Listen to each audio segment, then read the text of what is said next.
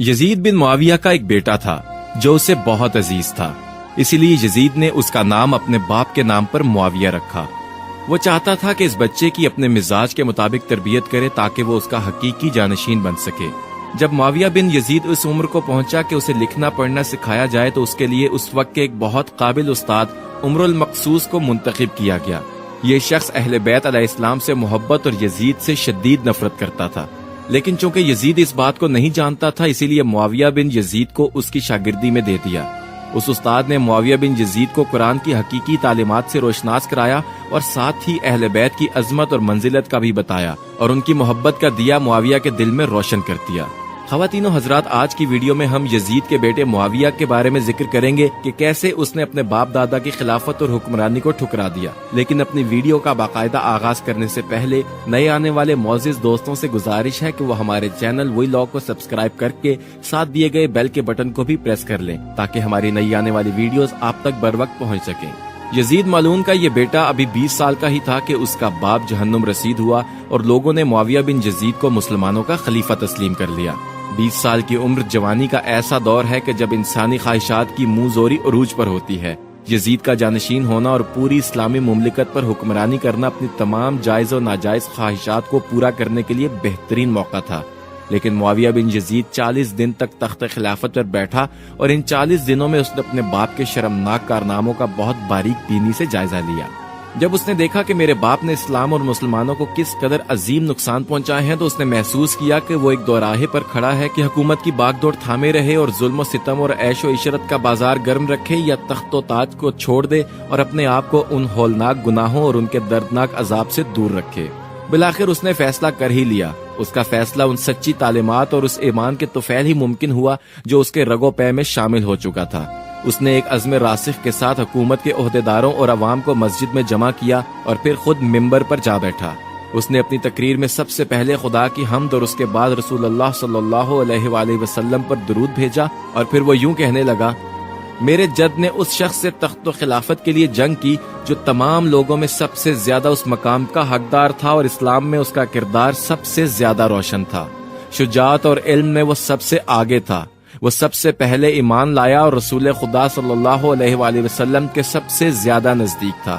وہ رسول اللہ صلی اللہ علیہ وآلہ وسلم کا چچا زاد، فاطمہ زہرا کا شوہر اور سبتین کا باپ تھا۔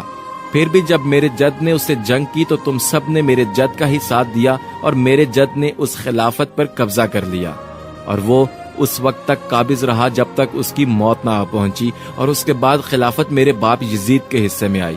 وہ اپنے اعمال اور بدکرداری کی وجہ سے ہرگز اس کا اہل نہیں تھا، لیکن وہ بھی اس پر قابض رہا اور اس کا نفس اسے بدترین کاموں کی ترغیب دیتا رہا۔ وہ اپنے برے کاموں پر بھی فخر کرتا تھا اور اس نے خدا کی بھی بتائی ہوئی حدود سے تجاوز کیا۔ رسول اللہ صلی اللہ علیہ وآلہ وسلم کی اولاد پر اس نے بدترین مظالم ڈھائے، لیکن اس کی حکومت کی مدت بہت ہی تھوڑی تھی اور بہت جلد اس کی شرمناک زندگی کا خاتمہ ہو گیا اور آج وہ اپنے اعمال کے حساب کتاب میں الجھا ہوا ہوگا۔ خواتین و حضرات، جب معاویہ بن یزید کی بات جہاں تک پہنچی تو اس کا گلا رند گیا۔ کافی دیر تک وہ بلند آواز سے روتا رہا اور اس کے بعد وہ دوبارہ لوگوں سے ہم کلام ہوا اور اس نے کہا: اے لوگو، میں تمہارے گناہوں کا بوجھ اپنے کندھوں پر نہیں اٹھا سکتا اور نہ تمہاری دوستی کا توق اپنے گلے میں ڈالوں گا۔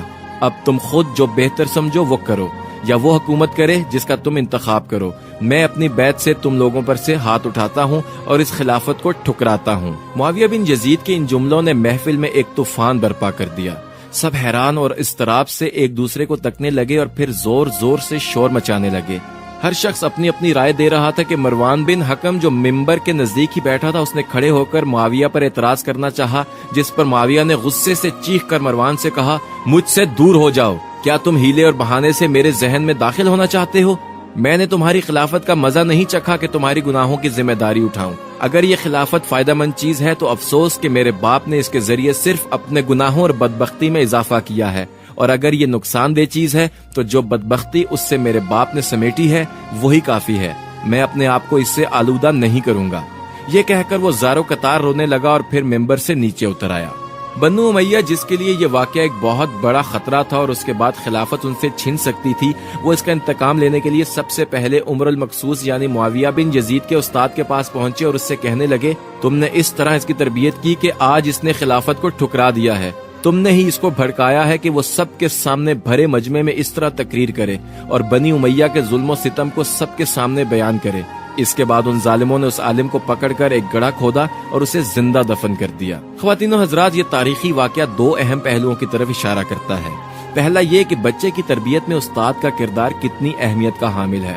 اگر معاویہ بن یزید کا استاد اس کی صحیح تربیت نہ کرتا تو وہ بھی اپنے اجداد کی طرح اس تخت خلافت سے ناجائز فائدہ اٹھاتا اور دنیا کی چند روزہ زندگی کو ہی سب کچھ سمجھتے ہوئے عیش و عشرت میں غرق رہتا۔ لیکن اس کے متقی اور عالم استاد نے اس کی تعلیمات قرآن و حدیث کی روشنی میں اس طرح تربیت کی تھی کہ یہ تخت و تاج بھی اس کے ارادے کی راہ میں رکاوٹ نہ بن سکے۔ اور دوسرا یہ کہ اگر انسان حق کی جستجو میں ہو تو خداوند عالم اس کو باطل کی گمراہیوں سے نکال کر حق تک ضرور پہنچاتا ہے۔ اب یہ انسان کی مرضی ہے کہ وہ حق کو قبول کر کے اس سے وابستہ رہے اور خدا کے نیک بندوں میں اس کا شمار ہو، یا حق سے منہ موڑ کر گمراہیوں میں پڑا رہے اور خدا کے عذاب کا حقدار ہو۔ ناظرین، اسی ایک نقطے پر وی لاگ کی آج کی ویڈیو کا اختتام بھی کرتے ہیں۔ ہمیں پوری امید ہے کہ اس ویڈیو سے آپ کی انفارمیشن میں ضرور اضافہ ہوا ہوگا۔ اگر آپ کو ہماری یہ کاوش پسند آئی ہو تو اسے لائک کر کے فیس بک اور واٹس ایپ کے ذریعے زیادہ سے زیادہ لوگوں تک پہنچائیے، اور اگر آپ ایسی ہی معلوماتی ویڈیوز آئندہ بھی حاصل کرنا چاہتے ہیں تو ریڈ بٹن پر کلک کر کے اور بیل آئیکن کو پریس کر کے وی لاگ کے سبسکرائبر بننا مت بھولیے گا۔